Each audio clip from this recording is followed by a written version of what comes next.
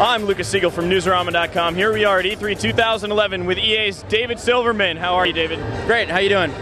Pretty great. I'm sorry if my mind is kind of exploding all over the place right now, but we just saw the Mass Effect 3 coverage that you guys brought here. Why was it important for you guys to bring this here this year, even though it's delayed until next?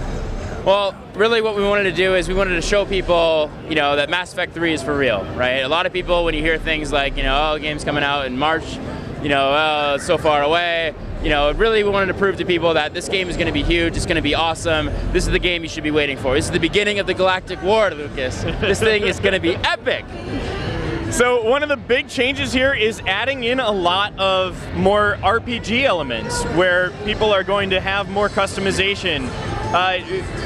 Why was that the next step? Was combat perfected in Mass Effect 2 and so now we could go for this? Or? Well, it's not just about improving the RPG mechanics, right? So one of the things, what I like to say is, if Mass Effect 3 was a cocktail, it would be one part choice, one part action, and one part deep emotional story. That's really what Mass Effect is all about, right? We're going to put you in a very immersive experience where you feel like you are Commander Shepard, right?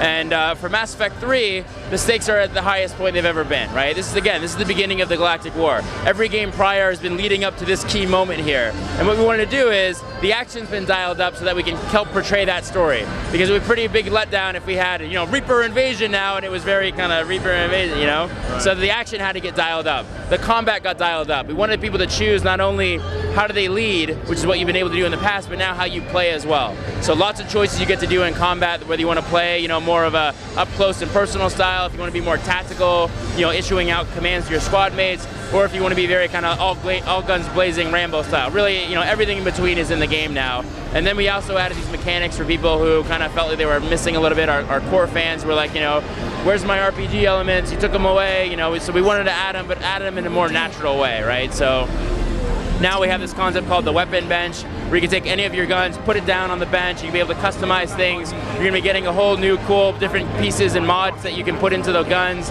It's a really cool system, and even then, that helps augment your playing of how you choose to play, whether it's more of an aggressive or more passive sniping, things like that. Now you guys had a not quite a surprise announcement yesterday at Microsoft's conference about Kinect support. What was it that made you guys have that little light bulb go off that said, hey, if we just actually were yelling at our squad mates to do something, that would be pretty cool?